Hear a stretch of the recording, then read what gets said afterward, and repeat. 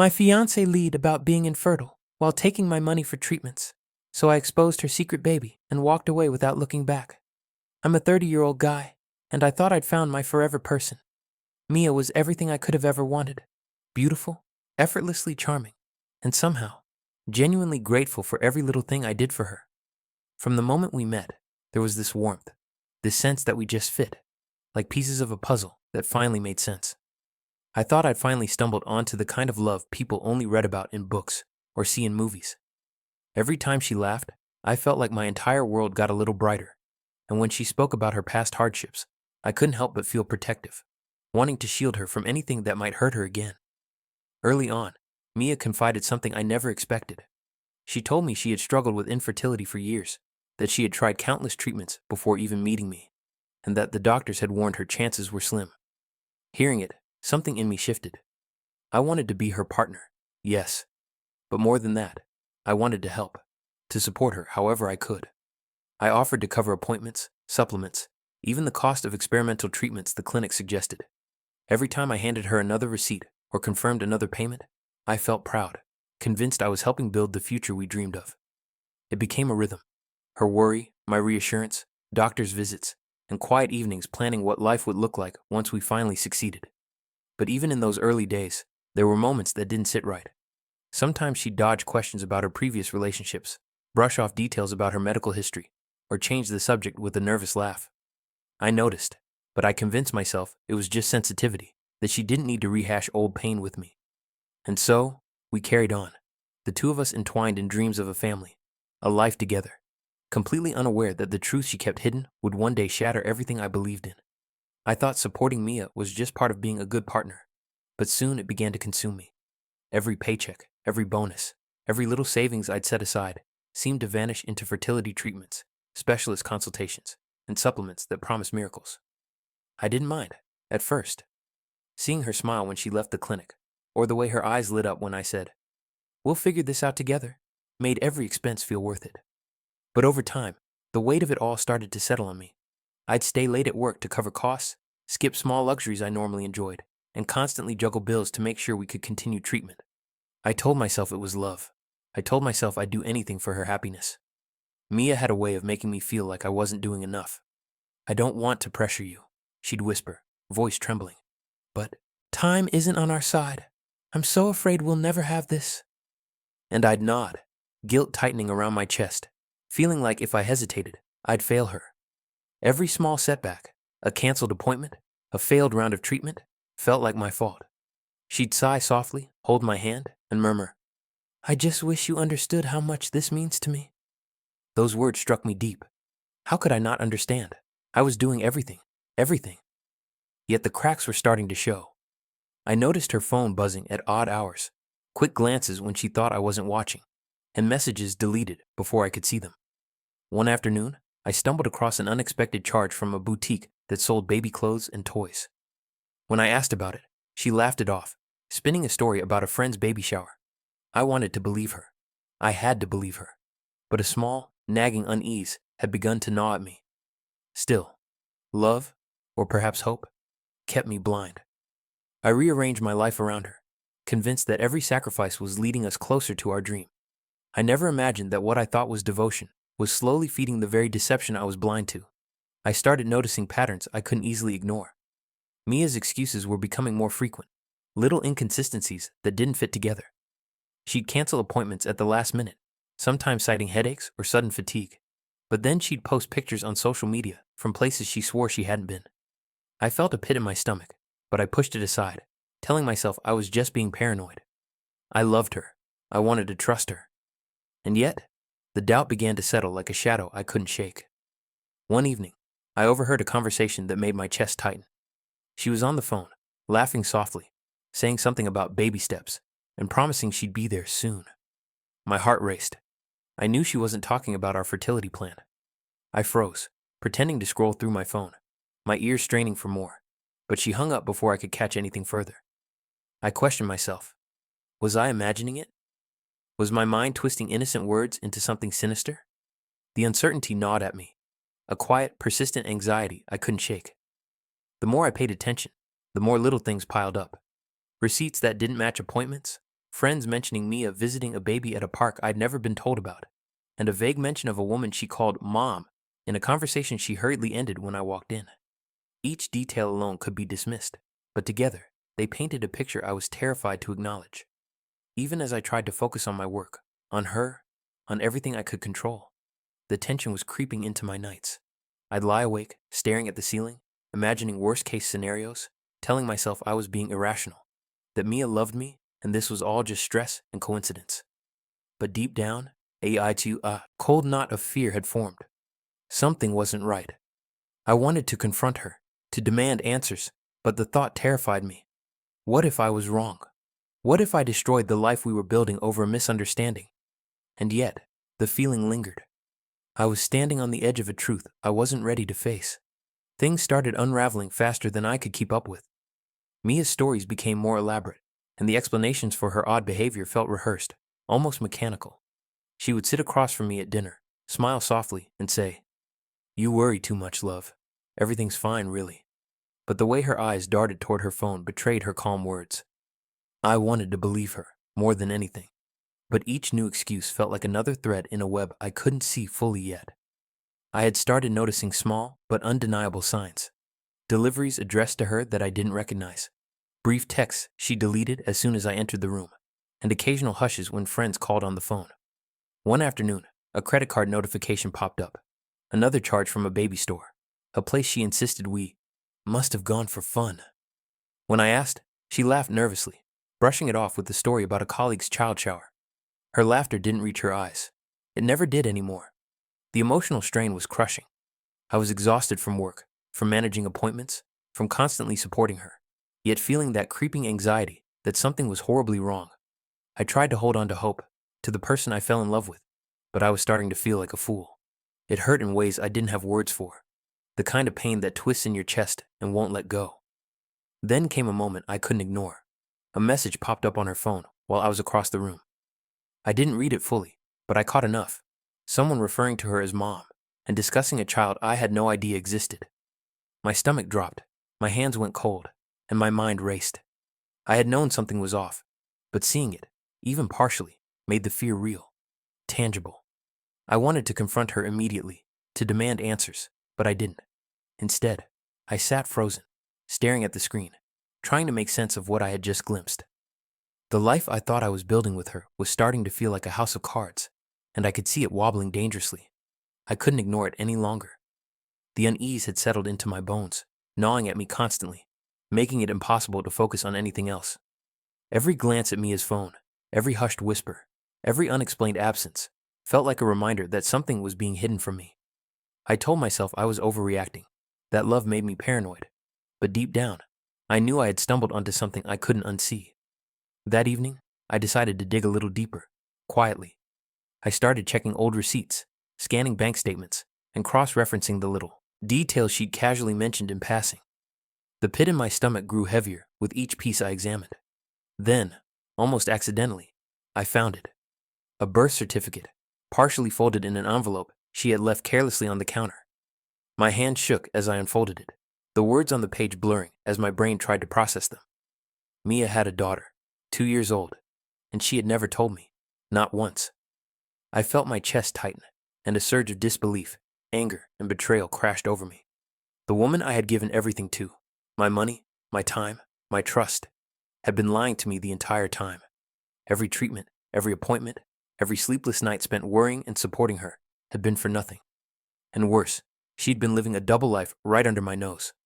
I wanted to scream, to confront her immediately, but fear held me back. I needed more proof, more certainty before I could face the truth head on. My mind raced with questions. How long had she been hiding this? Who else knew? Was the child hers alone, or was someone else involved? Every answer I imagined was worse than the last. And yet, amid the shock and rage, there was a strange, burning clarity. I realized that nothing would ever be the same. My love, my trust, my sense of safety, it was all shattered.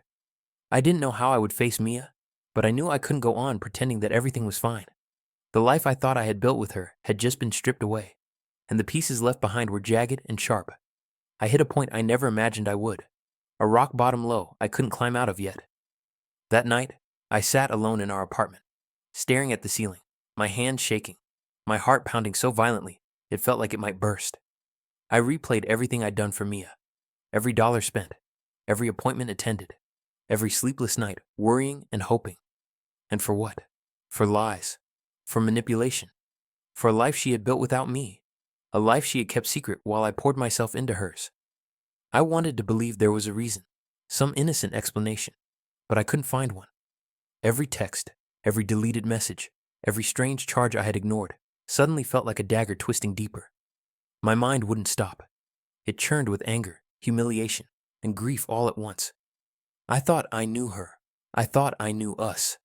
But the person in front of me, the woman I trusted with my heart, was a stranger masquerading as the love of my life. Mia noticed my distance, of course, and that's when the gaslighting started in earnest. "You're being ridiculous," she said one evening, voice soft but firm, eyes pleading. "I'm doing everything for us. Why can't you trust me?" Her words felt like nails scraping against the fragile walls of my sanity. I wanted to scream, to shake her, to demand the truth, but instead, I stayed quiet, letting the anger build like a storm ready to break. I felt trapped between disbelief and fury, hope and despair, love and betrayal. I thought about everything I had given up, every compromise I had made for her, and the realization crushed me. I had been living in someone else's story, not mine. The betrayal wasn't just emotional. It was financial, psychological, and intimate. It was everywhere, woven into every corner of my life. And as I sat there, silent but shaking, I made a decision. I couldn't stay in this cage of lies any longer. I had to find the proof, gather every piece of evidence, and finally face the truth. Because if I didn't, I would be complicit in the life she had built on deceit. And I refused to let that happen. But even as that resolve formed, a cold dread settled in. Discovering the full extent of her secret could destroy everything I thought I knew. I knew what I had to do next, even if it terrified me. I couldn't confront Mia without concrete evidence. I needed proof, undeniable proof, that would expose her lies completely. So I started quietly gathering it, piecing together fragments of her hidden life like a detective in my own heartbreak.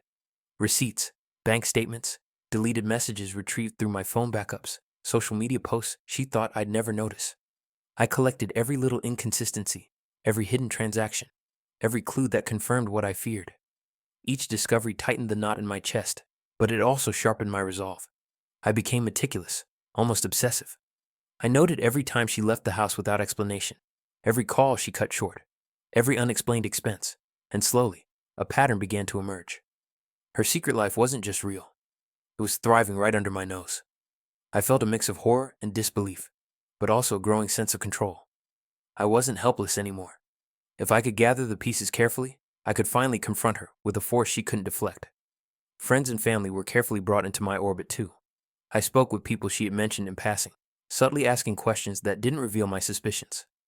A neighbor remembered seeing her with a toddler.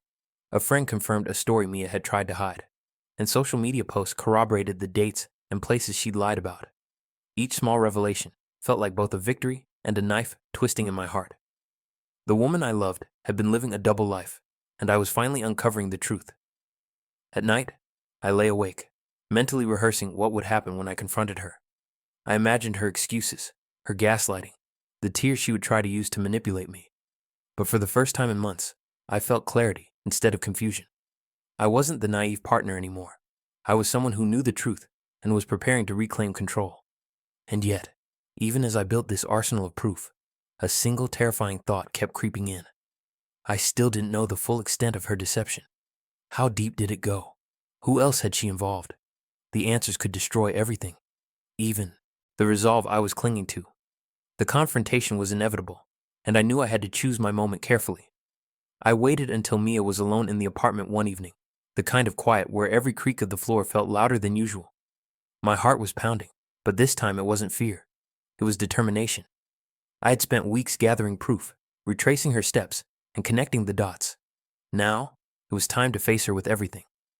I started calmly, almost too calmly. "Mia," I said, my voice steady. "I need to talk about something serious."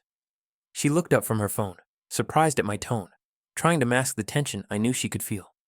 "About what?" she asked, voice light, but the edges of nervousness betrayed her. I slid the folder across the table. receipts, bank statements, social media screenshots, and even a copy of the birth certificate I had stumbled across weeks ago. Her smile faltered. What?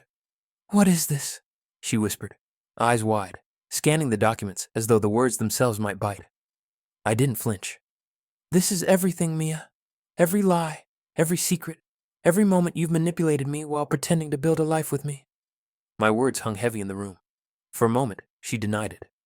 You're reading this all wrong, she said, shaking her head, voice quivering. I never meant to hurt you. I was trying to protect us.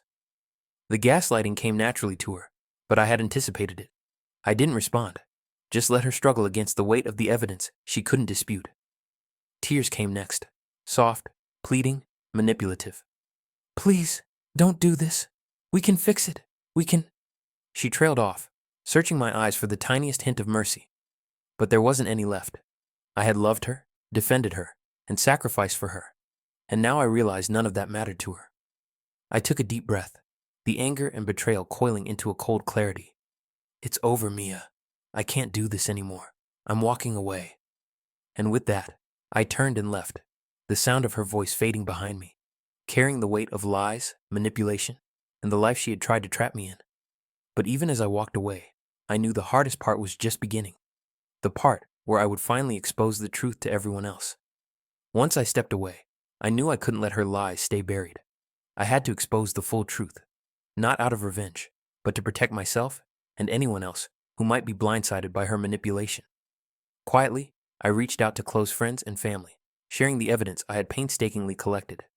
Each revelation I presented, the birth certificate, the hidden expenses, the secret child, hit them like a punch to the gut. Their disbelief mirrored my own, but they trusted me, and that validation was a relief I hadn't realized I'd been craving. The reactions were immediate and intense. People I thought were neutral suddenly voiced outrage, some even expressing shock that Mia could carry on such a deception for so long. A few close friends confided they had noticed odd behavior too, but never imagined it was this deep. With each confirmation, the weight that had pressed on my chest for months began to lift slightly, replaced by a strange mixture of vindication and lingering sorrow. Then came the second shocking reveal, the one I hadn't fully anticipated. Mia's previous partner, the father of the child apparently, had no idea she had kept a secret from him either. According to what I gathered, she had been managing the entire situation alone, maintaining the facade, while everyone around her believed she was struggling with infertility. The betrayal wasn't just personal anymore. It was public, social, and utterly undeniable. It was surreal seeing the life she had built crumble under its own deception. Friends, acquaintances, and even some coworkers began asking questions, all of them piecing together a narrative that Mia could no longer spin. Every carefully constructed lie she had relied on to manipulate me and control perception was unraveling, and there was nothing she could do to stop it. And yet, even with the world witnessing the truth, a small, cold knot remained in my chest. I had exposed her, but I still didn't know the full extent of the impact this revelation would have on her, or on the tangled life she had tried to keep hidden. The story wasn't over, and the next chapter promised consequences far beyond anything I had imagined. With the truth finally out, I began the slow, painful process of rebuilding my life. The first few weeks were disorienting, empty without Mia's presence, yet strangely freeing. For the first time in months, I didn't have to second-guess every word, every action, every moment of affection. I started reclaiming control over my finances, my schedule, my emotional space. Every small victory, closing accounts she had access to, returning to routines I'd abandoned, even just sleeping through the night without anxiety, felt monumental.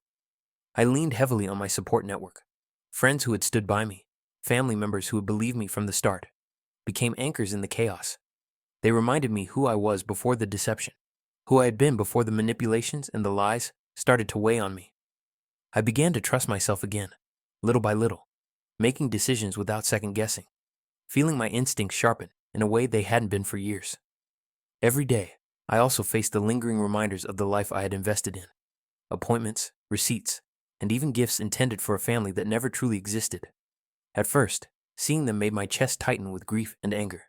But over time, those reminders became symbols of resilience. They were proof of what I had survived, and every step I took to reclaim them was a step toward empowerment. The emotional weight gradually lightened, replaced by clarity. I realized that the betrayal, as devastating as it had been, had also revealed something vital. I had been strong enough to endure, smart enough to uncover the truth, and brave enough to walk away. It wasn't just about exposing Mia anymore. It was about reclaiming my life from the wreckage she had left behind. Yet even as I regained stability, a small, lingering awareness remained. The path ahead would still be messy. There were people she had deceived, questions unanswered, and the shadow of the past looming over every new relationship or choice. I was healing, but the next chapter of truly moving on had yet to fully begin. By this point, I had begun to see the bigger picture, the lessons hidden within the wreckage Mia had left behind. It wasn't just about betrayal or financial manipulation. It was about boundaries, trust, and the consequences of blind devotion. I spent hours reflecting, journaling my thoughts, and speaking with friends who had seen me at my lowest.